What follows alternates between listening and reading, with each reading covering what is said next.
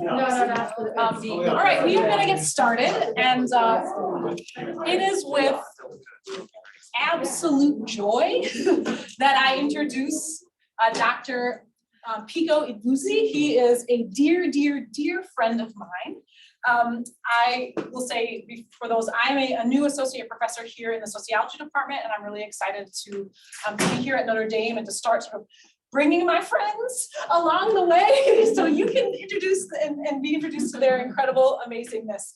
And so I'm Anna Haskins, and I'm here to introduce my dear friend, Pico.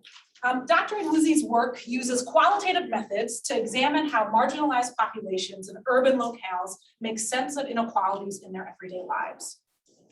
Pico investigates how they interpret their social lives and order their relationships, how they create, maintain, and transform social and symbolic boundaries, and how those boundaries constrain and enable lives. Pico's master's thesis, which became his first book that I am a proud owner of, Breakbeats in the Bronx, Revisiting Hip Hop's Early Years, combines historical methods with sociological theorizing about symbolic boundaries to provide an account of the making of hip hop.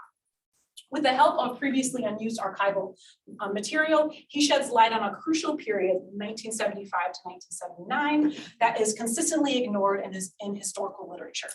In this book that he's presenting today, Getting Something to Eat in Jackson, that we have a couple of copies that we're going to give away to the audience afterwards. So, you know, in this book, which I had mentioned earlier that I'm excited to see it in this form because I saw it in previous chapters and previous forms over the years, and so it's nice to see it in this beautiful shape. In this work, he provides a vivid portrait of African-American life in today's urban South, using food to explore the complex interactions of race and class. And I do have to just read one of the jacket descriptions. This evocative and insightful book reveals how everyday decisions about what and how to eat unite and divide us along race, class, and culture. Ewoodzie documents the foodways of Black Mississippians across the economic spectrum, from homeless men to middle-class strivers to single mothers and a mayoral candidate. What emerges is a memorable and lucid account of life and struggle, food and family in the modern American South. And that happens to just be from a Pulitzer Prize winning author, Dr. Matthew Desmond, of Evicted, Poverty, and Profit in the American City. So, without further ado, please let's put our hands together for Dr.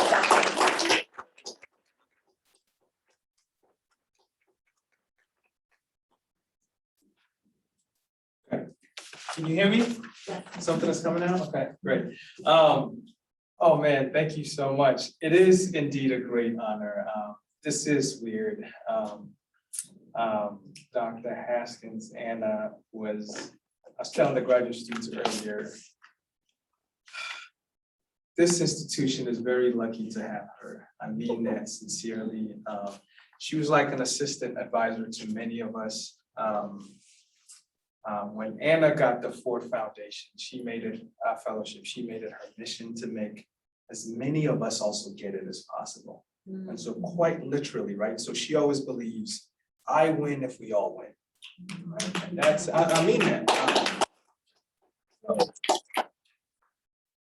So she would say, okay, here's the timeline. This is when the first draft is due. This is when the second draft is due. And she's a graduate student. She's just a year ahead of me. But she would have you come, you sit there, you turn it in, she'd read it, she would give you feedback. You come back 2 weeks later, and you keep it going. I applied for the Ford maybe 4 times before I got one. But a lot of it is because of the work that she does. And so y'all gonna have to hurry up and make her a dean or something. She's not messing around.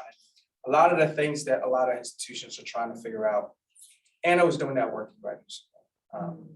She at that time, the number of students of color, faculty of color, all of that, she was trying to do her stuff and help the department do it. Some of us didn't have the patience for it. I was telling the graduate students earlier, my policy is a little different. I got to figure out how to graduate. I'm gonna be a little bit in the community and do some of these things. But Anna was doing that double work. So in my eyes, she was the chief diversity officer before she graduated. So y'all just gonna have to hurry up and catch up with her. So it's really a joy to be here. It's weird growing up, but it's wonderful growing up with your friends and dreaming with your friends and having those dreams come true. So. And I didn't even announce, you're like a Vann Associate Professor of Racial Justice. Well, you know, we're just trying to. At Davidson College. I'll spend most of my life trying to be like you. So thank you, Anna, for inviting me. The Center for Social Concerns. I've been so impressed with the stuff that you guys are doing. I really mean it. I might have to come back and spend a little bit more time learning about what you're doing, because I think Davidson College can learn a lot from the stuff that you're doing, perhaps vice versa. Poverty studies, is beautiful to have an actual poverty studies. I was in the classroom today with a bunch of students. Some of them are here. I'm glad y'all came by. They're like, I'm pre-med in poverty studies. I'm finance in poverty studies. Whatever else in poverty studies. I'm just like, that's the kind of people we need in this world. People who have these sensibilities of what it means for those who are living in poverty, regardless of what your work is. Dr. Connie, thank you so much. You've been very generous in making my stay here as warm as it has been. The Initiative for Race and Resilience, Dr. Mark Sanders. Yeah, there you go. I figured I was you. You look like one of them initiatives of racial making things happen. You remind me of a guy that sort of put me through school, Dr. Roger Richardson. You guys have been doing this work for decades and making it possible for many of us to even dream the dreams that we have. So thank you for the work.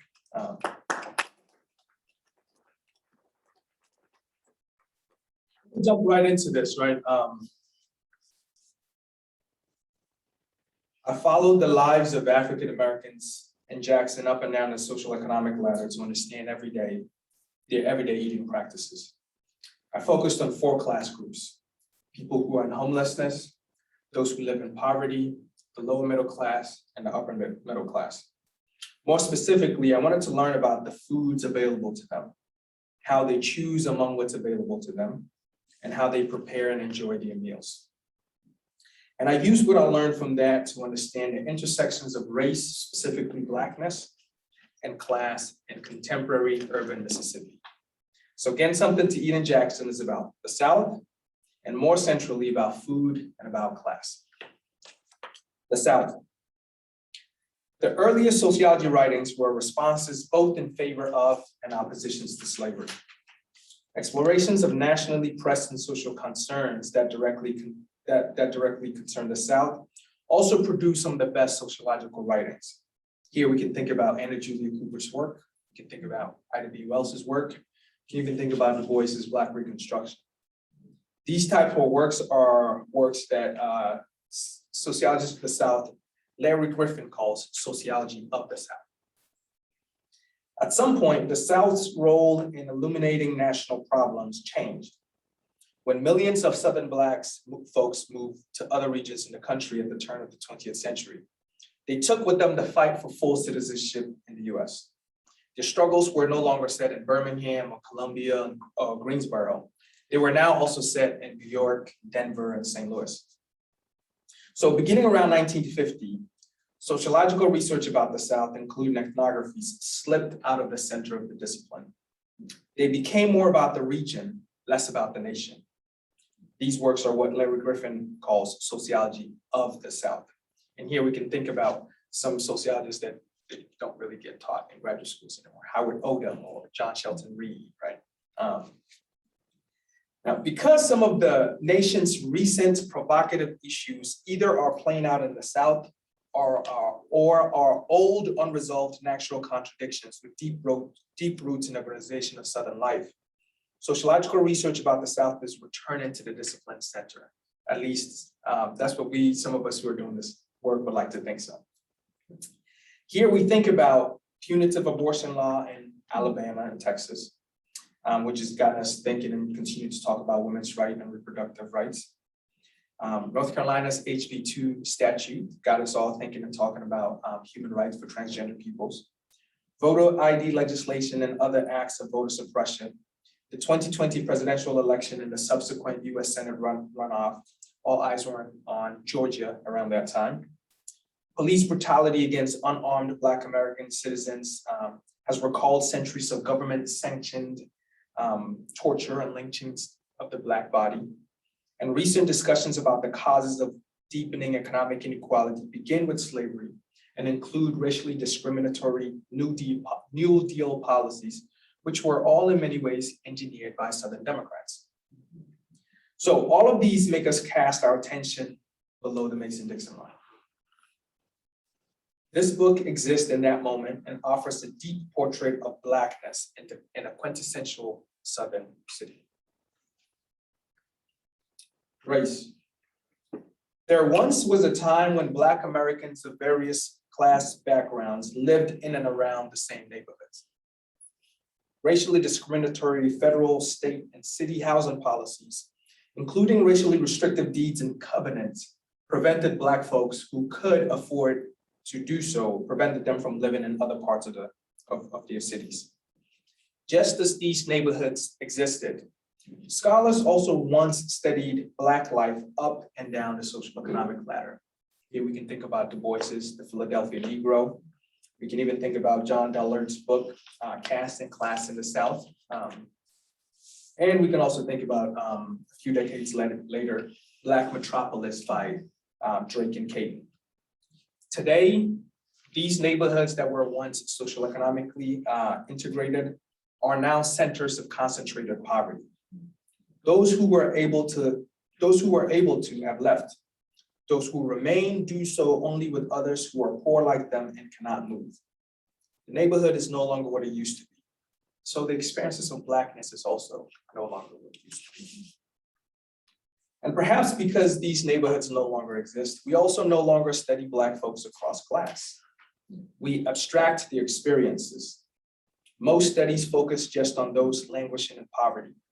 Some are about the middle class, but very few are about the upper class. In this book, I look at the lives of those left behind in poverty and homelessness in these neighborhoods, as well as the lives of the lower middle class, those who moved just a few blocks down the road, and the lives of the upper middle class, those who moved across. Finally, I attempt to understand how the differently classed life experiences shape their shared racial identity. This is some of the things that I learned. As I traveled up the economic ladder, I noticed a shift in the erased and classed selves. For the homeless men, there was a melancholic congruence between their race and class. They came to think about their lives as what one should expect as a poor Black person in a place like Mississippi. Because Black Mississippians are often thought to be poor, those in poverty thought of themselves as the essence of Blackness in Mississippi. They had the purest form of Black cultural capital. For those who are richer, both in the lower middle class and the upper middle class, there was a tension between their race and their class. Their aspirations for upward economic mobility was misconstrued as aspirations for upward racial mobility. Of course, we know in America, there's no such thing as upward racial mobility. And I came to all this by examining how people go about getting something to eat. In the book, I make a case for food scholars and race scholars to view food not as a reflection of race and racialization, but as a part of it. We should see food as one of the tools we use to construct, refine, and reconstruct racial boundaries. Food. Food helps to delineate the social groups to which we belong. In this book, I focus on food availability, food choice, and food consumption. Food availability is very much about how the various social and economic structures, including institutions, that people encounter shape what is available to them. Whether someone is poor or affluent, employed or unemployed, lives in a rich or poor neighborhood, all come to matter in the foods that are available to them.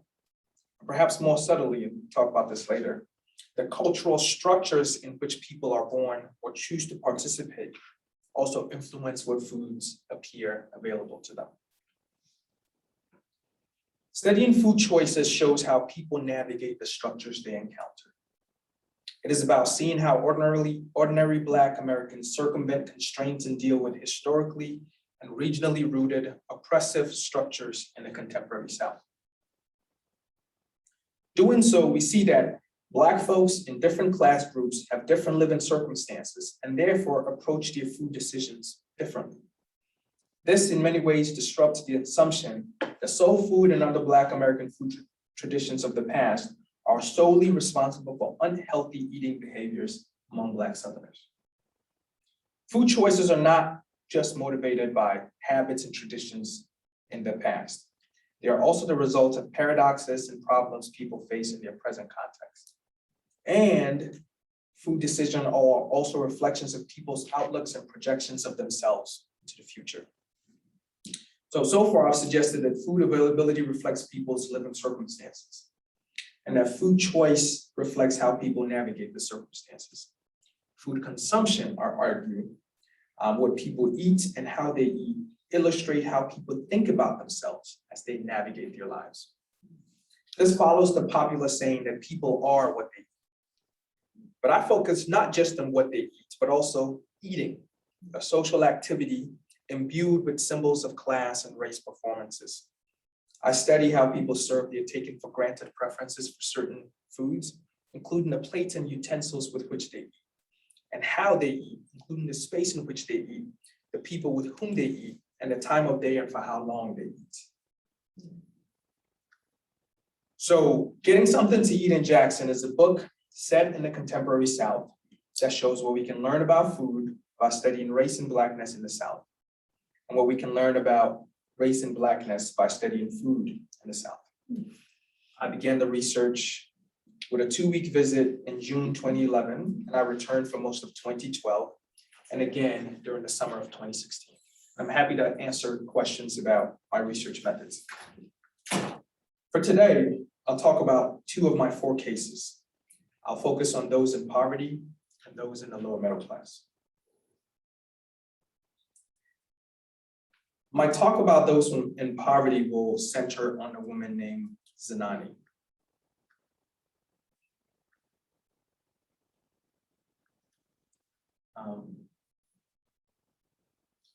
Someone had broken into Zanani's apartment.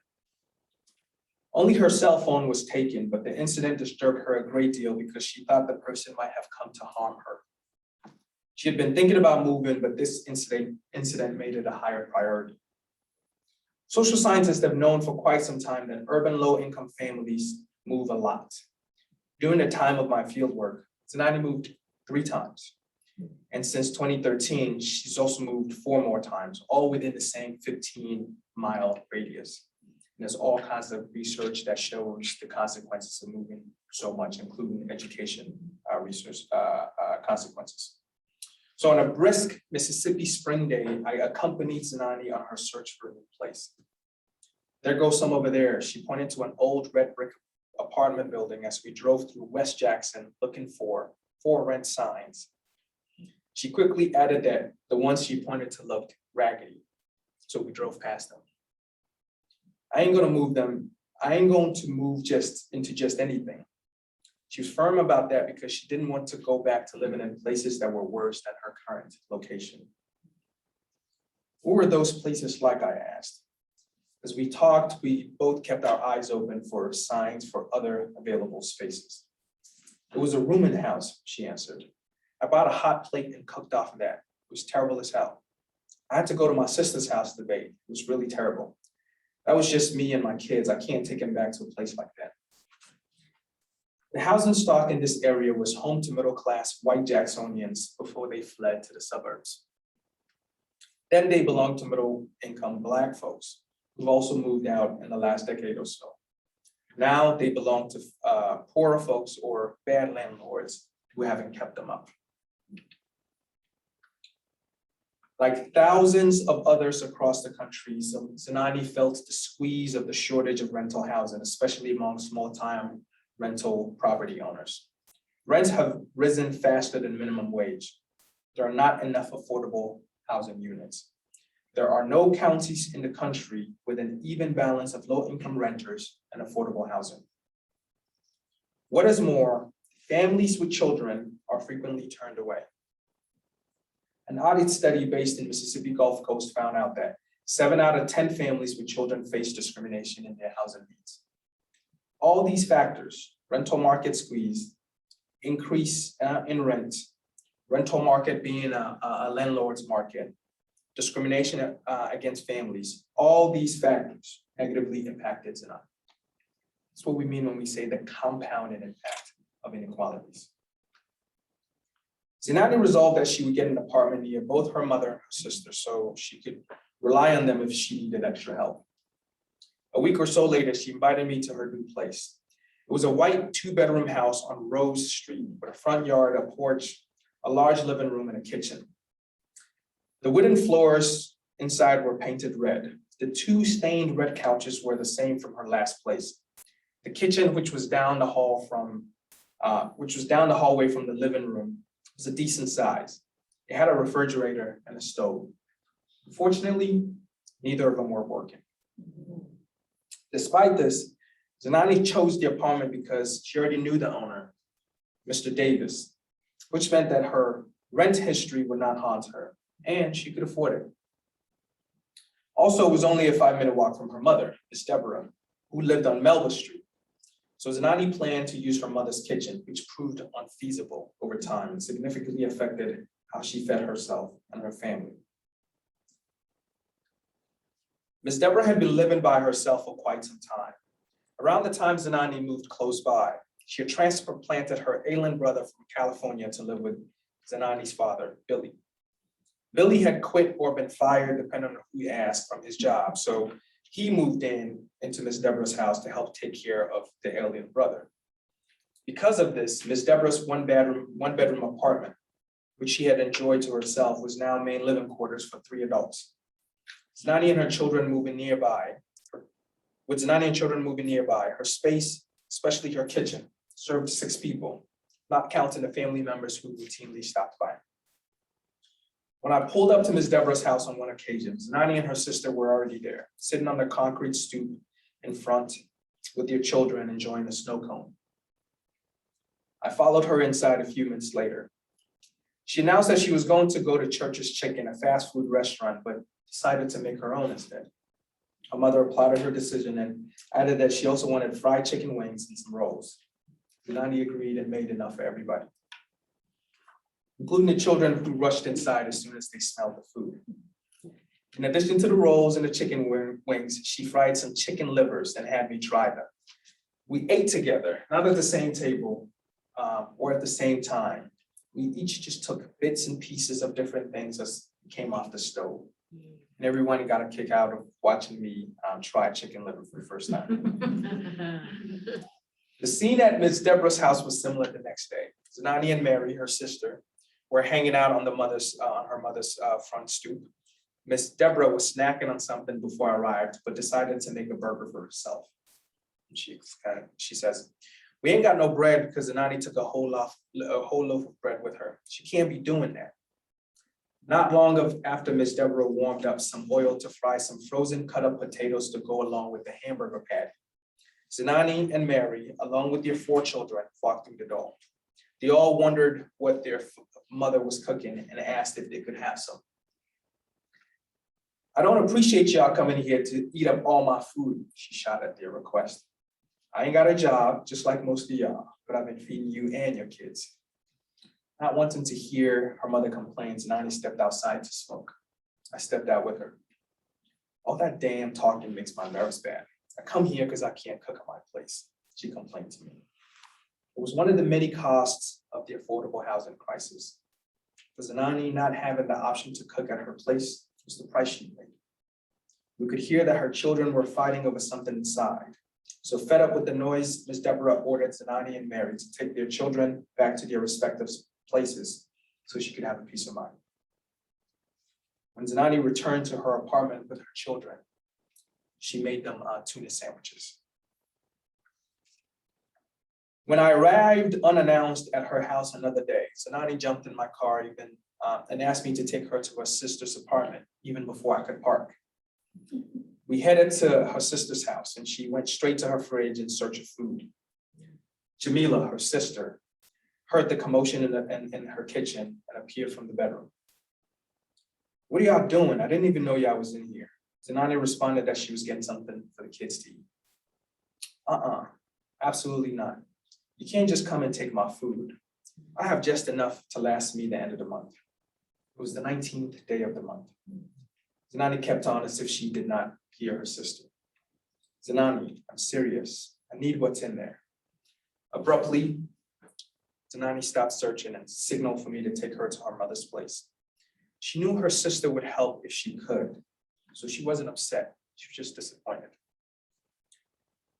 Zanani decided to try her luck at her mother's place, but the door was locked when we got there. She knocked, but no one answered. Frustrated, she shook the door handle for a moment, but it didn't open. She was distraught. As we made the short drive back to her place, she turned her head away from me and simply stared out the window. Back at her apartment, she found 2 pieces of frozen chicken in the back corner of her freezer. The landlord fixed the fridge several months after she moved in. So she fried some chicken for her children. On days when she could not find anything in her house, she counted up her change to get her children chips and soda from the corner store. So how do we think about food choices for someone like Zanani? Those who focus on the eating habits of people in poverty argue that spatial characteristics of their present circumstances shape their food choices. They argue that poor people have limited food choices in what they eat because they live in food deserts. We all are very familiar with food deserts nowadays. So that's one argument. Other researchers, especially ones focused on African Americans, debate the role of soul food in poor health among African Americans. They assume that Black folks' food choices are based in their past, that they're still regularly eating soul food, and that soul food, as it is prepared today, is the reason for unhealthy eating habits. I make the case that for people like Zanani, their present socioeconomic circumstances, not simply their spatial characteristics, but the day-to-day hustle and bustle of poverty, I make the case that that dominates their food decision. It was clear that her food choices were made in the context and limitations of her present circumstances. In sort of theoretical terms, we would say that her food decisions are made in the face of considerable ambiguity, uncertainty, and conflict, where means and ends sometimes contradict each other, and unintended consequences require change in strategy and direction. We saw that in there. She's always sort of calculating in her brain this strategy. If that doesn't work, she shifts to the next and to the next one, over and over and over again, until the food thing gets resolved, only to come back again 3 or 4 or 5 hours later when you have grown kids. Rarely, from my observation, did feeding herself and her family include a wish to serve her family soul food or abide by past Black food traditions. Part of this is because after her parents split up and after she got pregnant, all during her teenage years, these foods were no longer regularly part of her life. This is not to say that she does not enjoy these foods. She does. Soul food is ceremonial food for her. It is part of the performance of her racial identity, but it's no longer basic food for her and her children as it had been for Zanani when she was a child. Soul food was no longer survival food. And her survival food was not the creative ingenuity that made soul food. Zanani's survival food today are engineered by fast food chains and multinational food companies, and they bear no symbolic value. When various health advocates attempt to encourage poor folks to improve their eating habits, they often miss this insight into how present conditions shape food decisions. They presume that those in poverty can, with the right coaching and the right willpower, pivot their decisions towards healthy considerations, and that they can do so without a change in their conditions.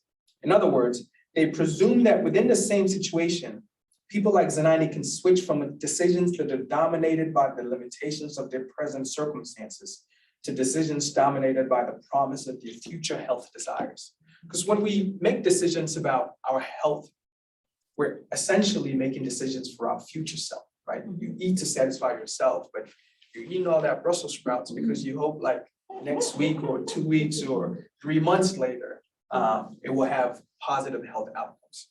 Well, it turns out when you live in poverty, you can't think about the future. You're always concerned with putting out the fires that are in front of you right now. And we miss that. On a different day, I asked Zanani to tell me about the stress, this constant stress that she's always putting out. And she says, it's like when you got kids and responsibilities and you can't provide. Like I literally didn't know how I was going to eat last night. I just happened to swipe my card and put it in the negative. But I just got this account. So that means I'm gonna have to pay double back. That's the $39 for their fee and the $20 that I used to buy the food. See what I'm saying? And then she took a deep breath. And almost as if she second guessed herself about telling me, she blurted out, Travion, her son. She says, Travion told me he wanted to be down there with his daddy. Travion's father had passed away a few years back. Travion wished to be buried with his father. So Zanani asked Travion, well, why do you wish that? And Travion says, Mama, because you got so much stress on you. Right? This little kid recognizes the extent of the stress. Zanani says to me, that hurt me to my soul. That really took my soul. You don't supposed to be like that. You don't. The chaos and uncertainty of her life hung over all other aspects of her life. It depleted both her mental and emotional energy. That, more than anything, I argue, shapes her food decisions.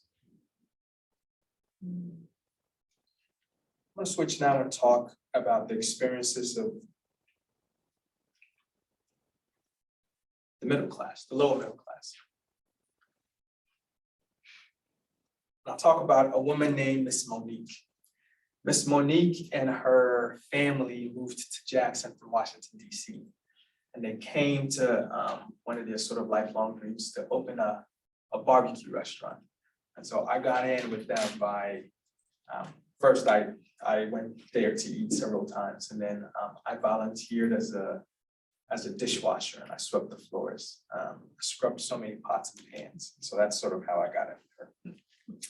On my first day as a volunteer worker at Lumpkins, an April morning in 2021, I walked into the restaurant around 10 a.m. I greeted Miss Monique in her office, a small back room behind the buffet bar. She explained to me all that had to be done for the restaurant to open. Our first assigned task was to wipe down the tables and sweep the floors. Miss Camilla, who oversaw the cash register, had soul music blasting while she sang along. It made for a pleasant work environment. When I finished with my task, I watched Miss Camilla make sweet tea, which to Miss Monique's displeasure was always too sweet and therefore unhealthy. It was my first sight of how Miss Monique thinks through what one ought to eat and drink. From that moment on, I observed and recorded all that goes into what Miss Monique considered good and healthy food. I saw these considerations in her decisions as a restaurateur, a friend, and a mother to growing children. I paid attention to how different factors influence her food decisions, as well as how the socioeconomic and cultural context of her life made it possible to entertain these influencing factors. I quickly learned that for Miss Monique, health considerations were an essential part of her food choices. When a few weeks into my tenure, Miss Monique saw me eating leftover mac and cheese straight from the cooking pan, she warned that I would gain weight from working with them. She advised on her way out of the kitchen that I should eat more vegetables.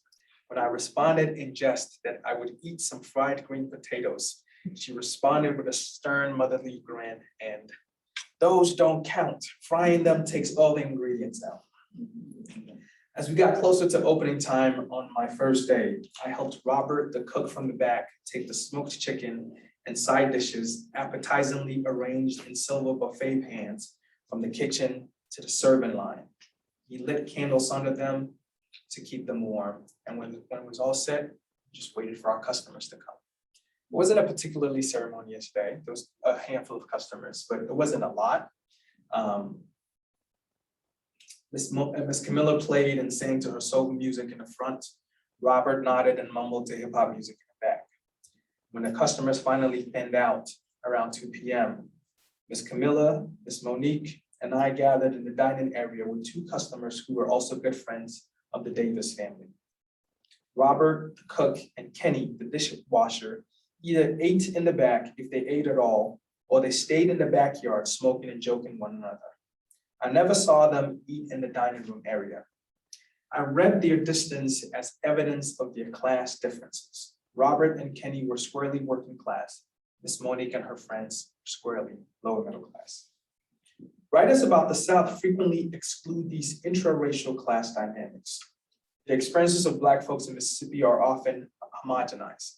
And it's easy to do so because Mississippi is the poorest state in the US, and Black folks have the highest rate of poverty. Still, this homogenization is not helpful. In my opinion, it blunts our understanding of Black life. So my work here in this part of the book argues against this tendency.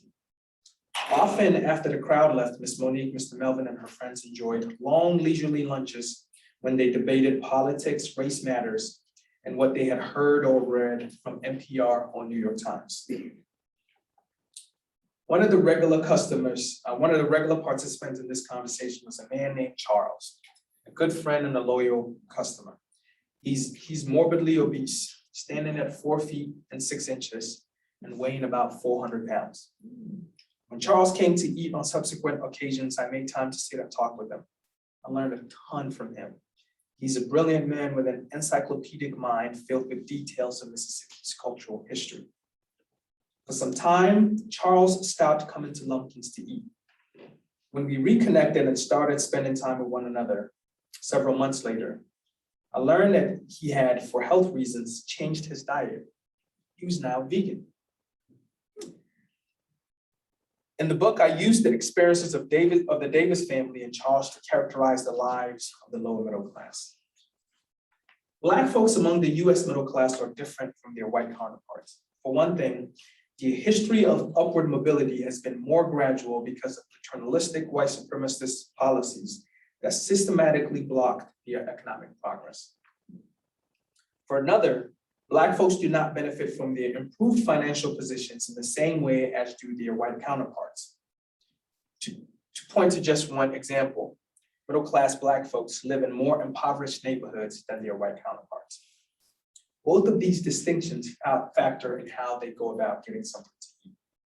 The former, their slow economic progress, matters in that the ancestors of today's Black middle class spent much more time in the depths of poverty and therefore experienced what it meant to live in deprivation and became socialized into and endeared to the survival foods of poor Black folks.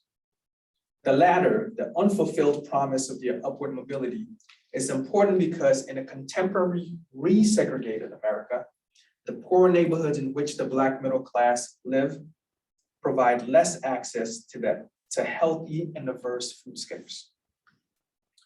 For these Black folks who get out of poverty, they are supposed to be welcomed into a new class stratum where they enjoy the fruits of their economic progress, including a different taste in, among many things, food. But middle-class Black folks quickly find that there is an ambiguous place for them. In America, all the middle-class people are presumed to be white, all the Black people are presumed to be poor, and middle-class Black folks are just stuck in between their race and their class. This in-betweenness is a third unique attribute of being Black and middle class. But in addition to this, they are susceptible to suffering yet another fate. That is the questioning of their racial identity by poor Black folks. Their aspiration for upward economic mobility is often misconstrued as an aspiration for upward racial mobility towards whiteness, and therefore a rejection of Blackness. The Black middle class then are vulnerable to experiencing a double rejection. One of their class position from the larger white middle class strata, another of their race position from the larger poor Black American population. All of this, I observed, impacted Charles, especially when he became vegan, a decision that illustrates this tension between his race and class. In addition to all the stigma that all vegans already endure, Non-whites, especially Black people who practice veganism, often experience a racialized form of stigma and charged with acting white or taking part in food practices presumed to be incompatible with their racial identity. Over a meal, I asked what motivated his change in diet. He said, my left leg. I have cellulitis in that leg. Blood circulation don't go through it right. And then you put all that salt and stuff in my system, and then all of a sudden, boom. Perhaps unfairly, I asked why he kept eating such foods if his body had such an adverse reaction to it. His simple answer, a subtle honesty, hints at the illogic in assuming food decisions to be rational choices. He says, you just want to eat. Right, I responded, almost embarrassed that I had asked that. He continued, people just do screwed up stuff to themselves for whatever reason, based on the historical stuff or what issues they have with themselves. For the gratification of being satisfied over here and not looking at the downside over there. But you live, you learn. So one day I woke up and I said, no more, no more. 2 months and a dozen or so lunches later, Charles invited me to his home on a Sunday evening to watch football. After we ate the meal he'd prepared, tofu stew on top of quinoa and noodles. The first time I ate quinoa and tofu was with Charles on this day. And amidst our winding conversation, I asked him how he was doing with this new diet. He says to me, well, I had to do it or die. And I hate to put it so gloomy, but that's what it was. He responded with an earnest smile on his face. His food choices were now mostly dictated by his need and desire to creating a healthier future self. This having the mental space to think beyond the most pressing need was part of the luxury that comes with his class position. It was the luxury that Zanani doesn't have. So have you slipped back in your old ways? I asked him. He shook his head no, slowly. I believed him. No, I knew there were certain kinds of food that I liked, Mediterranean, Italian, some Mexican. So I stick with those and eat healthy from those. Here again, we see a developed taste in various cuisines, another marker of class. What about Southern soul food? I mean, you grew up on those, I asked. Yeah, I had to cut that out completely. I've fallen prey to soul food and I've fallen prey to falling off the wagon. I gave him a confused look and he says, I've read 12 steps, not the full thing, but I got the general idea and I use that. Alcoholics, you can't have one beer, you can't have one drink. Me, I can't have one turkey leg. I laughed at his analogy. And he too was amused, but he didn't laugh like I did. He was being serious. He did not say that he was addicted to soul food, but he treated it as such. To treat something with AA's 12-step process is to recognize it as something perhaps more than a casual habit or a want. It was his food habitus. When I returned to Jackson in 2016, Charles had switched jobs. He looked like he had gained weight, I thought to myself. He had. He confirmed my instinct. He gained 100 pounds back. He explained that after he met his girlfriend, with whom he now lives, he gave up on veganism. She doesn't really cook vegan stuff, he shrugged up, even though he was quick to add that he wasn't blaming her. He was somewhat sincere about it. He had returned to both racial and gendered social norms. With a woman in his life now, he no longer cooked for himself and he ate whatever she cooked. He'd gotten sick again and been taken to the hospital, so even though he was no longer strictly vegan, he ate meat sparingly. When we met for lunch 2 days later, we had planned to go somewhere in North Jackson, but ended up eating at a place closer to his work in West Jackson. Place was a country fish fry. It was a buffet. I realized then that during my last stay, none of our lunches were in South or West Jackson, where he lived and worked. The sheer inconvenience of it all had not dawned on me until then. Nothing about his life, strictly speaking, prevents him from continuing to be vegan. But not everything in his life propels him towards this. As a member of the lower middle class, where he lived had not caught up with his taste. There existed a tension between his racialized class position, his racialized socialization around food, and his class ideologies of food. The week afterwards, we ate at a new restaurant a childhood friend of his was opening. He wanted to support him, not just because of the social need to. The guy was really excited and was really proud of Charles's photography. So this new restaurant was all decorations of Charles's photos. The place was a barbecue restaurant. I ordered smoked chicken, greens, and mac and cheese. Charles got ribs and smoked chicken along with your salad buffet. He said it was the first time he had eaten ribs in several months. It was the first time I had seen him eat meat since we dined at Lumpkins. We both thoroughly enjoyed what we had, washed it down with sweet, very sweet tea. We both drank 2 glasses of it. Probably wasn't good for us, but it really fed our souls that day. Examining these lives, we see that food availability is as much about the foods to which people make themselves available as it is about the availability determined by the social and economic structures in their lives. Studying food choices with this framework requires analyzing how one navigates the structures they encounter. The drain of poverty for poor people restricted their food choices so immensely in terms of both what is available and in terms of how much mental bandwidth they have to consider what is available, that I came away from my work convinced that any successful food policy also has to be an anti-poverty policy. Studying food consumption in the manner I have proposed provides an avenue for deepening our understanding of the relationship between food and identity, especially the internal dynamics of Blackness in the contemporary South.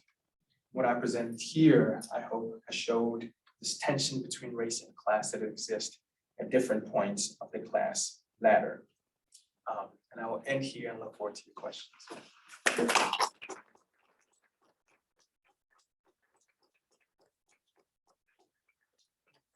Put that up. So if you put that little code in there, apparently gets you 30%. If it doesn't,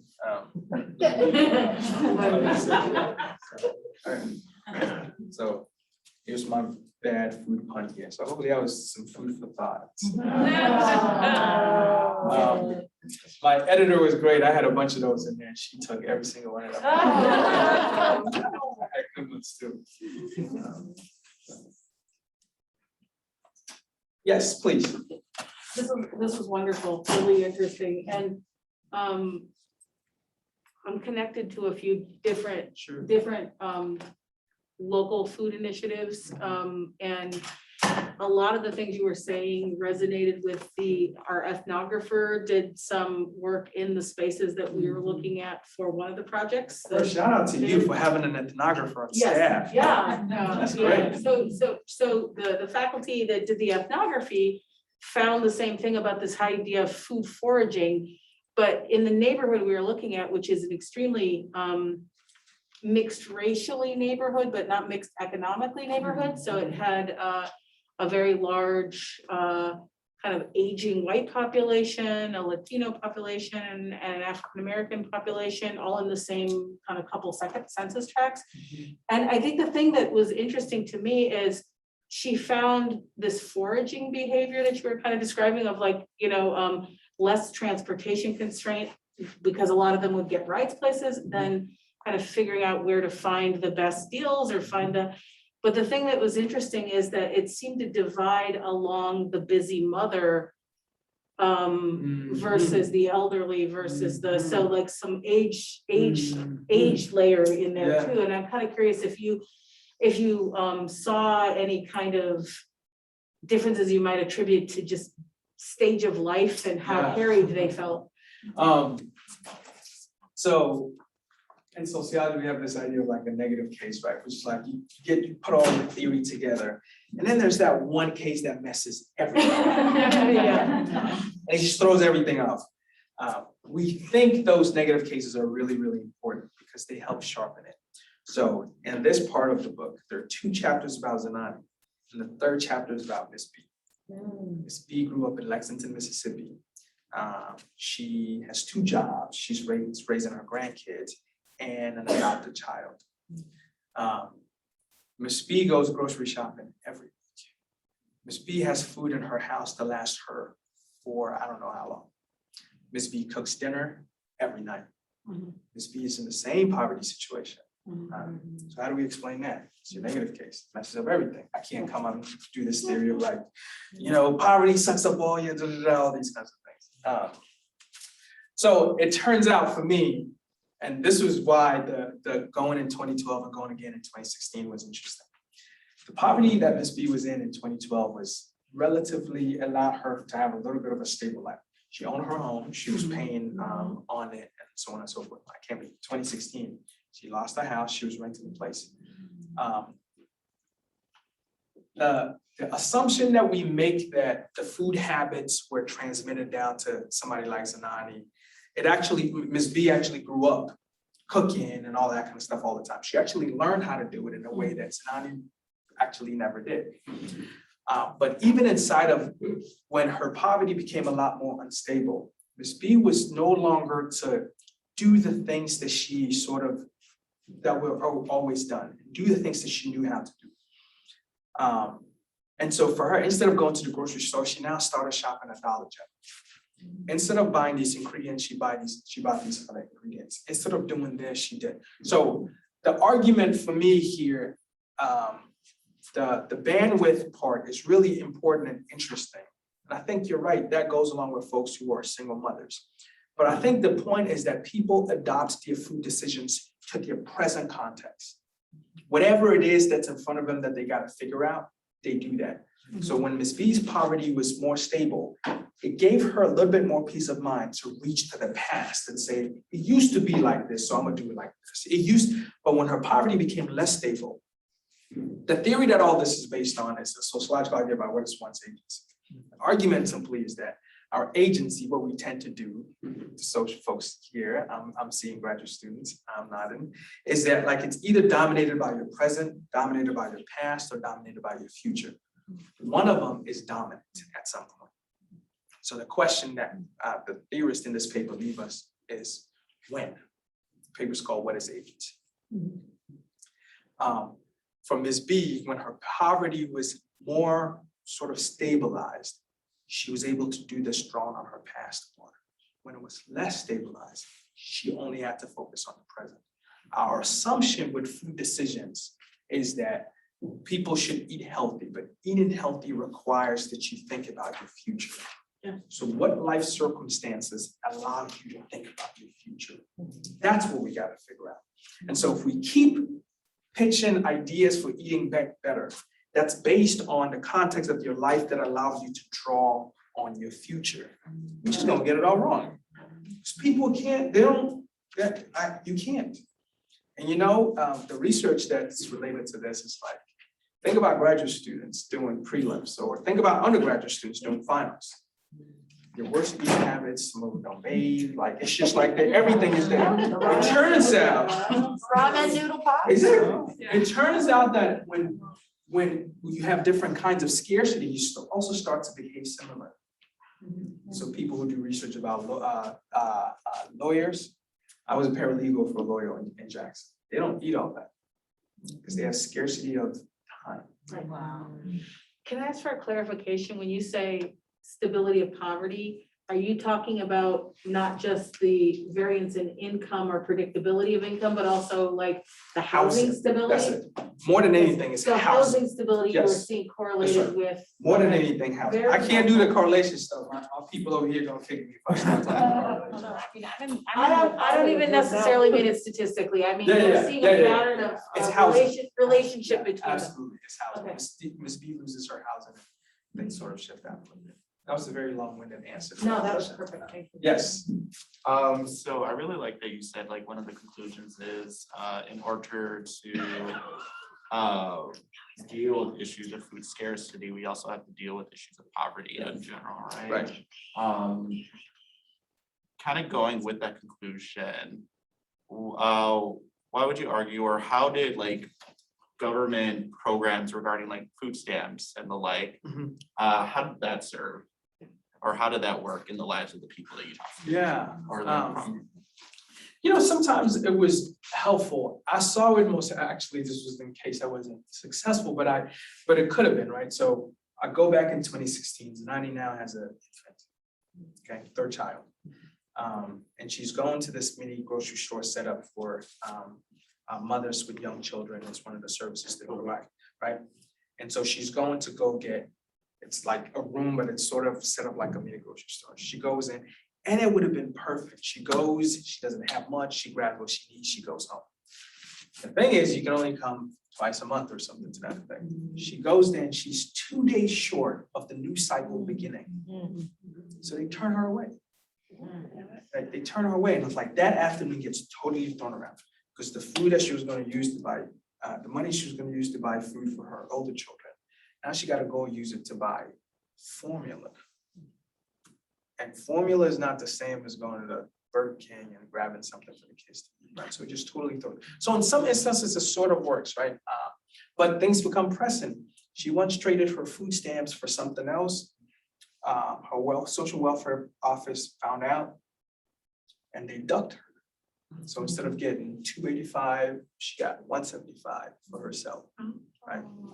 So it's like when you're trying to, and this is the thing, this constant, in the face of constant ambiguity, you're always trying to solve something all the time. Your brain is just going all the time. And if you do a misstep here, it goes here and it messes up, and those come to be really, really big. For her. Yeah. And that's the social welfare system here, right? It's just that, like, we are purposely not making it as easy as it can be. Part of it is ideological. We don't believe that people ought to be getting those things. And so they're languishing, right? We end up in the larger system paying for it. She's paying for it with living with the consequences of deprivation, right? A loss of human dignity, a loss of her ability to fulfill her highest potential, all those sorts of things. Yeah. Can you say something about sort of what these decisions mean for Zanani's kids, or, you know, like the intergenerational transmission of food scarcity Yeah. and thinking about food, Yeah. one's relationship with food? Yeah. I mean, I can't, I imagine you did not interview the children. No, but thinking about like, what is it? Yeah, I mean, as you can tell, they see it, they recognize it, they see that they're not getting stuff. You know, my friends know I'm super emo, right? That's right. Ethnography in some ways helps for me. And but the moments that I cried doing field work is when you sit there and you're like, these kids are supposed to compete with my kids for a slot in college. It's just not fair. It's just not right. They don't win. There's just no way they win at that game, right? Even though her oldest daughter, brilliant, right? Like, objectively speaking, a kid that picks up stuff very easily. She's graduated now, on the phone with her, trying to figure out what her next step is, those sorts of things.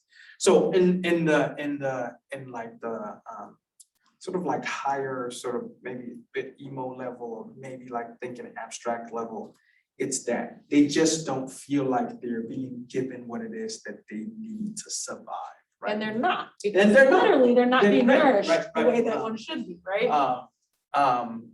And so it's the corner store, and Zanani's doing the best she can. That's how, you know who's cornered the market and how to feed them? These companies that sell empty calories.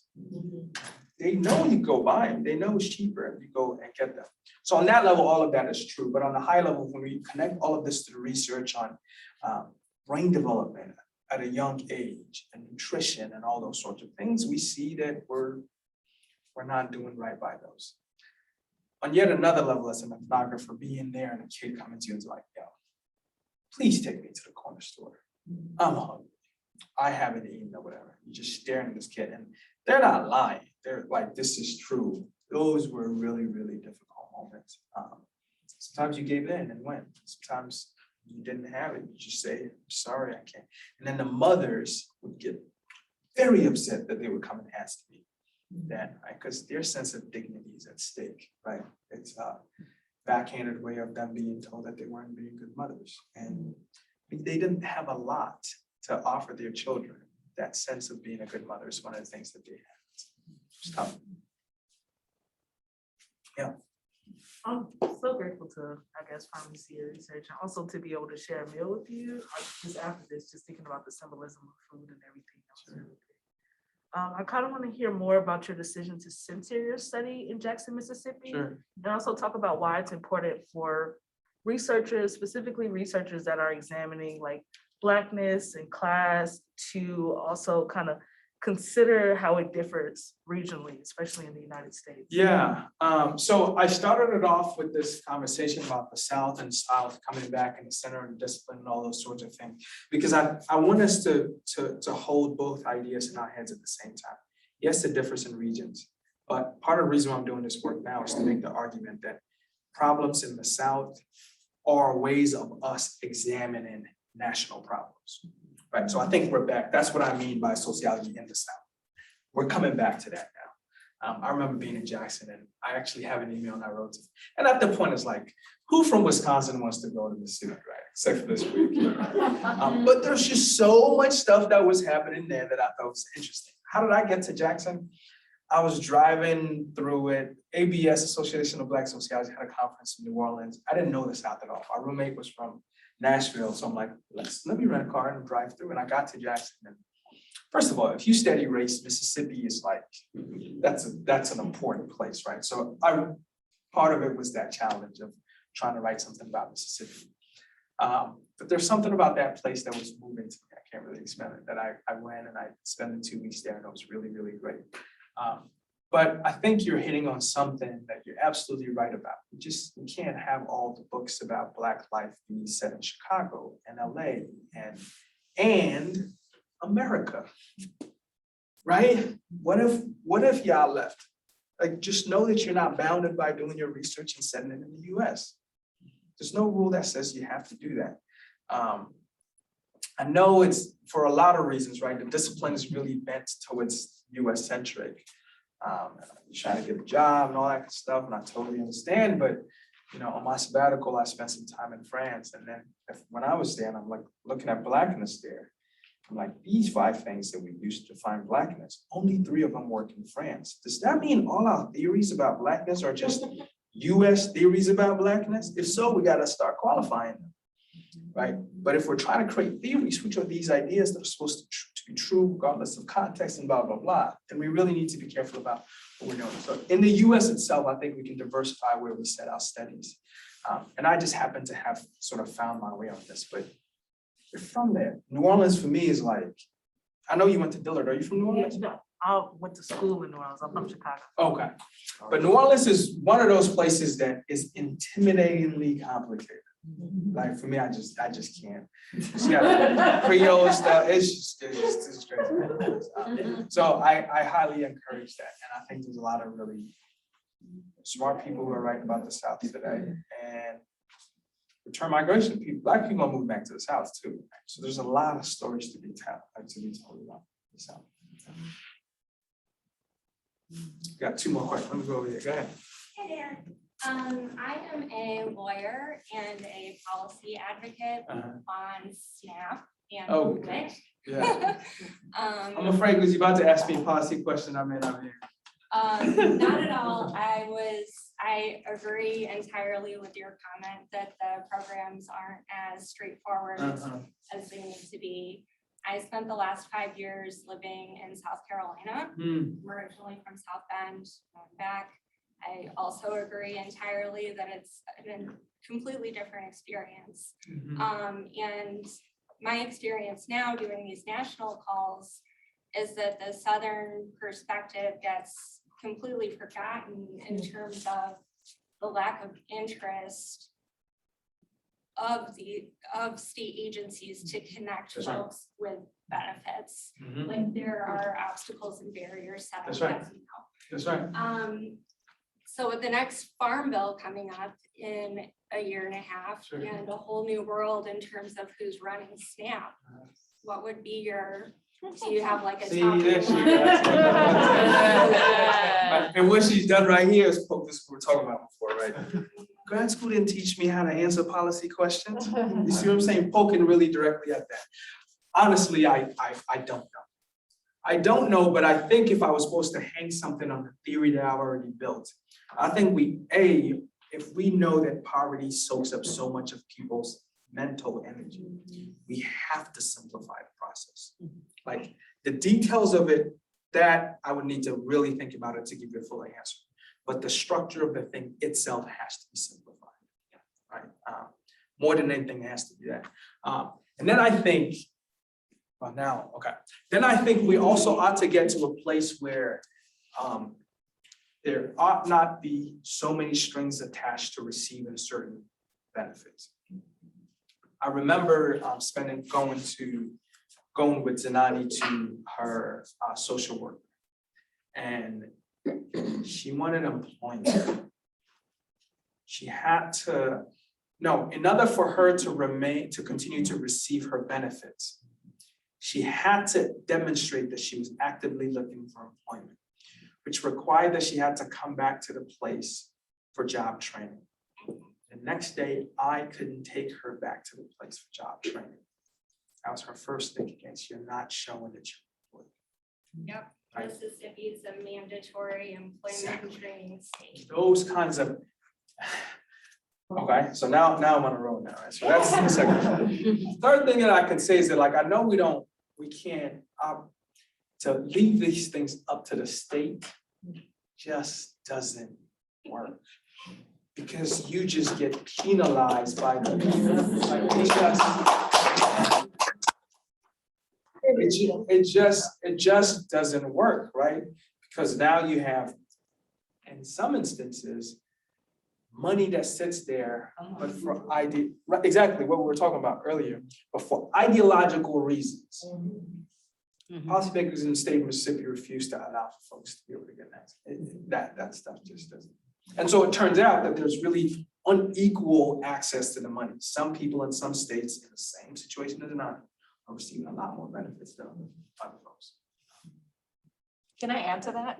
Yes. Only because I think what your work really shows too is that how interconnected sort of housing That's right. is That's right. with food, and yet HUD is a completely different That's right. agency, That's right. right? Than, you know, That's sort of the SNAP and so Yeah. thinking about like, but actually, They all these live are in these really places. interrelated in ways that are important, and the fact that decisions here can really impact That's the right. way in which we That's can right. actually take That's up right. That's right. food support, and so, Absolutely. and we think about these very separately, and they should Absolutely. not be thought about separately. Absolutely. In that same chapter, right after I talk about her search for housing, she found a place, wasn't perfect, found a place.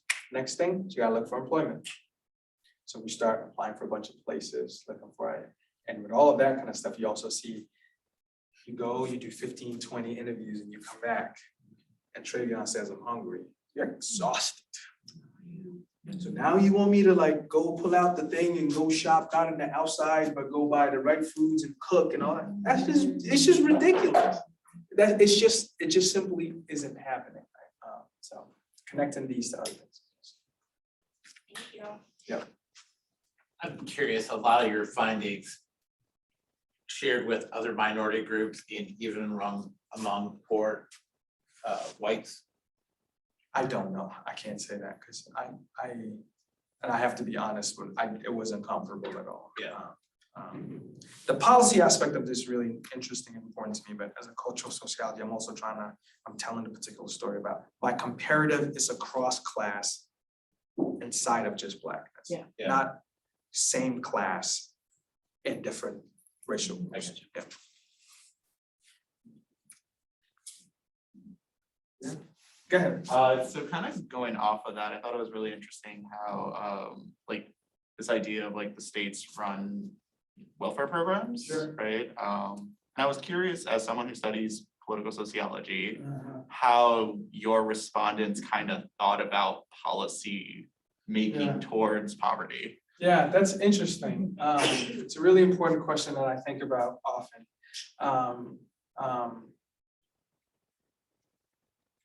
So one thought about that is that, like, to what extent can people like Zanani be objects of their own analysis? That is to say, to what extent can they step out of themselves and reflect on their lives? Again, that takes bandwidth that she's expending on feeding her kids, right? So sometimes we say, oh, poor people don't care about their own life. They can't. because they're using all of the energy, everything they can to feed their kids and take care of them. So that's one. But on the other hand, because they're also navigating the system, they know perhaps more than anybody else the ways that the system doesn't work. So in that sense, they are doing the analysis, not in a reflective way, but in an experiential walking through way. Does that make sense? Right. So there's that. But I think among the lower middle class, so Zanani and Miss Monique, turns out they live close enough to each other that they shop at the same grocery store. So it's great walking into this grocery store with people existing in two different class groups. Zanani goes in, grabs what she needs, what's on sale, let's grab it, let's go home. Miss Monique is like, so Miss Monique works across town as well. McDade's is the big grocery store chain. She works in the white section of town. McDade there, the fruits and vegetables look so much better than the McDade near her neighborhood. So she's always asking for the manager. Why our fruits look like this? Why aren't there any unit prices? All these sorts of things, right? So she's able to step back and say, I see what y'all doing. I know y'all giving us bottom barrel stuff, and I'm not okay with it. She will fight and fight and fight. Sometimes they give in, but most of the time they stay very steady. So she's able to do that sort of like stepping out of her position and analyzing her own life. Yeah. Can I have her go? We haven't heard from her. Oh, I didn't. So Susie, I work in the K-12 system of public and private education, but in recent years, we have been using the school system to feed our children in a very, I guess, it's just getting more and more, we're trying to leverage that opportunity to where some of our Title I schools, even in our community here, are feeding 3 meals a day to every student at the school because they're at like 90% free and reduced lunch. Did you see in your work with any of your families that even was leveraged in a way that made any sort of difference?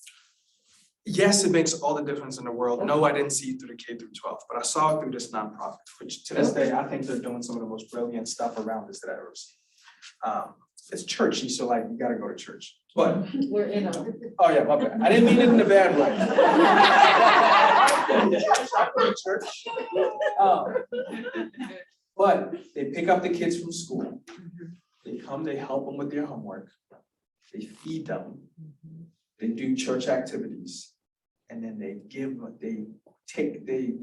drop them off at home with food. You know what that does for Zanani? That means when the kid comes, that bandwidth that's depleted, she doesn't now have, like, that's it.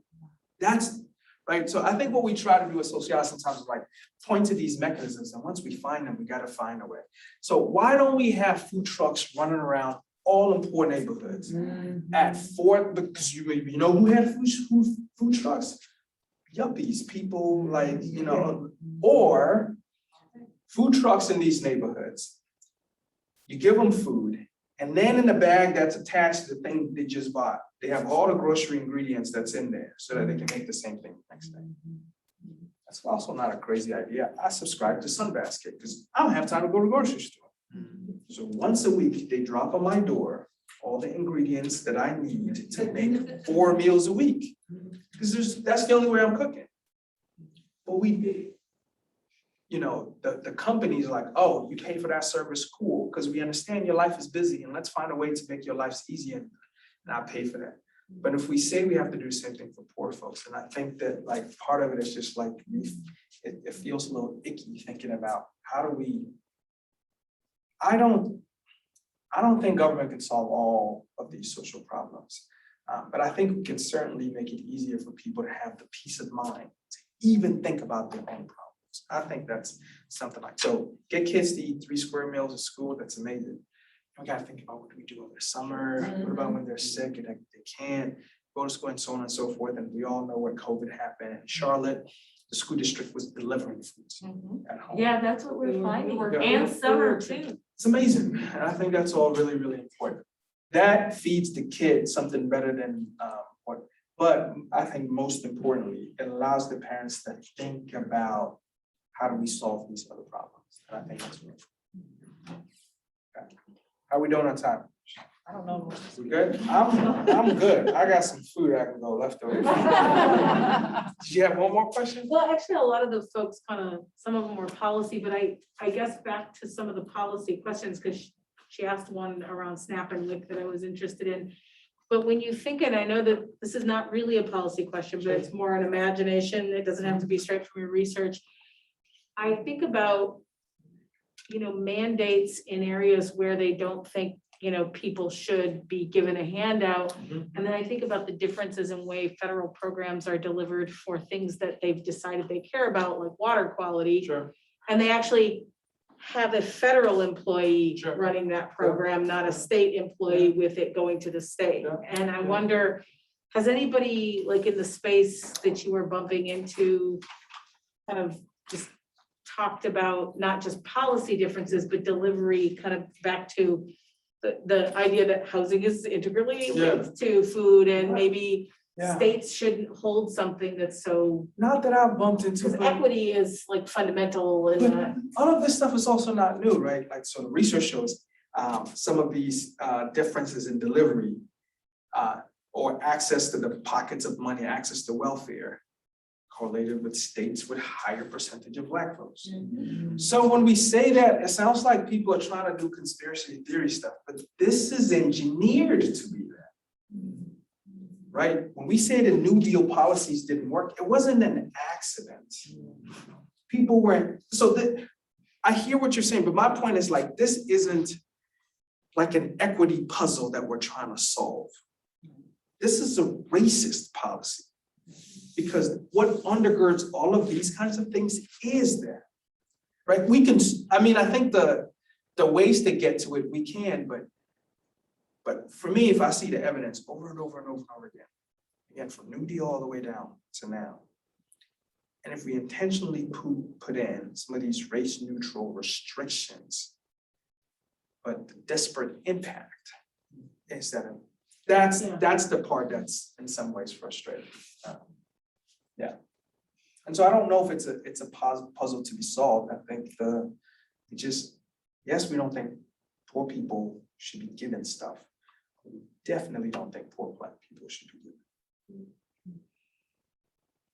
That's disheartening. I think I'm supposed to. We're stopping. Okay. Thank you all so much.